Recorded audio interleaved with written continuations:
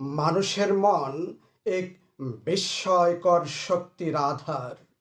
আমাদের প্রতিটি চিন্তা, প্রতিটি বিশ্বাস অদৃশ্য স্রোতের মতো জীবনকে গঠন করে চলে। আধুনিক মনোবিজ্ঞান এই নীতিকে বলে ল অফ অ্যাট্রাকশন বা আকর্ষণ সূত্র। চিন্তা হলো বীজ আর জীবন হলো ফসল। ভাবুন, মাটিতে আপনি যদি আম গাছের বীজ বপন করেন, সেখান থেকে কাঁঠাল গাছ জন্মাবে না। তেমনি মনে যদি নেতিবাচক চিন্তার বীজ বপন করেন, যেমন হতাশা, সন্দেহ, ভয়, তাহলে জীবনে সুখের ফলন মিলবে না। আর যদি ইতিবাচক বিশ্বাস রোপণ করেন, যেমন আশা, আত্মবিশ্বাস, সদিচ্ছা, তাহলে জীবনও তেমন ফুলে ফলে ভরে উঠবে।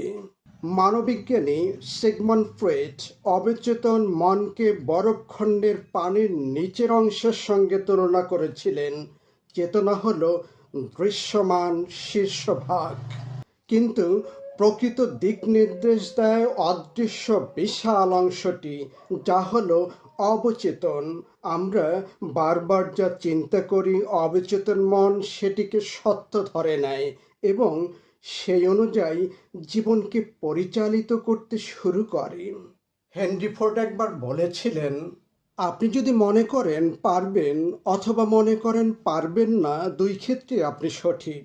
অর্থাৎ আপনার বিশ্বাসই শেষ পর্যন্ত আপনার বাস্তবতাকে নির্ধারণ করে। হার্ভার্ড বিশ্ববিদ্যালয়ের এক গবেষণায় দেখা গেছে, যারা প্রতিদিন ইতিবাচক চিন্তার চর্চা করেন, তাদের মধ্যে হতাশা, মানসিক চাপ 37% পর্যন্ত কম থাকে। তাহলে কিভাবে জীবনকে ইতিবাচক পথে রূপান্তরিত করবেন? প্রথমত, নিজের সঙ্গে বন্ধুত্ব করুন। প্রতিদিন নিজেকে বলুন, আমি যথেষ্ট যোগ্য, আমি পারবো। দ্বিতীয়ত, কৃতজ্ঞতার তালিকা তৈরি করুন। প্রতিদিন অন্তত 3টি বিষয় কৃতজ্ঞতা লিখুন। তৃতীয়ত, ইতিবাচক পরিবেশে থাকুন। নেতিবাচক সংবাদ, অভিযোগপ্রিয় মানুষ, হিংসাত্মক আলোচনার সঙ্গ এড়িয়ে চলুন। চতুর্থত, কল্পনায় রঙিন করুন ভবিষ্যৎ। অলিম্পিক খেলোয়াড়েরা খেলার আগেই চোখ বন্ধ করে জয়ের মুহূর্ত কল্পনা করেন। আপনিও তাই করুন। এই মহাবিশ্ব আমাদের শত্রু নয়, বরং আমাদের চিন্তার প্রতিবিম্ব। আমরা যদি বিশ্বাস করি সবাই সদা সহায়ক,